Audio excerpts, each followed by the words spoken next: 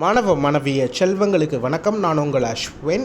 12th ஸ்டாண்டர்ட்கான public exam results May 6th அன்னைக்கு release ஆகும் அப்படின்றது 90% இப்போ கன்ஃபார்ம் ஆயிடுச்சு.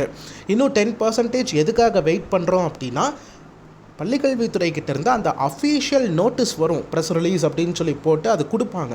அந்த இது வந்தால் தான் நம்ம உறுதியாக 100% நம்ம எடுத்துக்க முடியும்.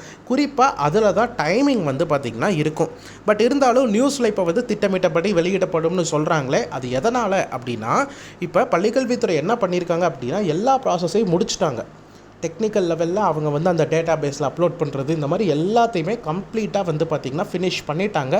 ஸோ அதனால் டெக்னிக்கல் டிஃபிகல்ட்டிஸ் எதுவும் இனிமேல் வராது. அதனால் அப்படி இருக்கக்கூடிய சூழ்நிலையில் பள்ளிக்கல்வித்துறை நேற்று என்ன பண்ணியிருக்காங்கன்னா, தேர்தல் ஆணையத்துக்கிட்ட அனுமதி கேட்டு ஒரு கடிதம் அனுப்பிச்சிருக்காங்க.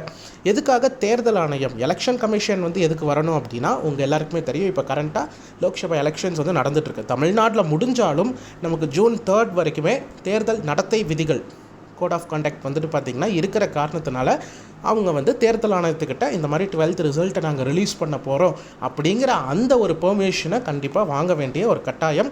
ஸோ அதில் தான் என்ன குறிப்பிட்டிருக்காங்கன்னா, நாங்கள் எல்லாமே முடிச்சிட்டோம், நீங்கள் பெர்மிஷன் கொடுத்துட்டிங்கன்னா நாங்கள் 6th மே அன்னைக்கு ஷியோராக ரிலீஸ் பண்ணிடுவோம் அப்படின்னு கொடுத்துருக்காங்க. ஸோ மோஸ்ட்லி தேர்தல் ஆணையமும் கொடுத்துரும். அந்த ப்ராசஸ் எல்லாமே இன்னைக்குள்ளே நடந்து முடிஞ்சிடும். அண்ட் அஃபீஷியல் சர்க்குலர் நம்ம பள்ளிக்கல்வித்துறைக்கிட்டேருந்து இன்றைக்கோ இல்லை நாளைக்கோ டெஃபினட்டாக வந்துடும். அதில் தான் டைமிங்கோடு கொடுப்பாங்க. இத்தனாம் தேதி இத்தனை மணிக்கு கன்ஃபார்மாக ரிலீஸ் ஆகும் அப்படின்னு சொல்லிட்டு கொடுப்பாங்க. ஸோ டைமிங் இப்போ வரைக்கும் நமக்கு எங்கேயுமே வந்திருக்காது. நியூஸில் எல்லாம் போடுறாங்க தான். பட் ஏன் அவங்க டைமிங் போடலை அப்படின்னா, ஏன்னா இன்னும் 100% அஃபீஷியல் கன்ஃபர்மேஷன் அந்த ப்ரெஸ் ரிலீஸ் வரணும், அந்த நோட்டீஸ் சர்க்குலர் வரணும். சர்க்குலர் வந்தால் தான் 100% confirmation. But May 6th result வரப்போகுது. டைமிங்க்கு மட்டும் நம்ம இப்போ வெயிட் பண்ணி பார்க்கணும். Okay students, so that's the information and that's it. Thank you.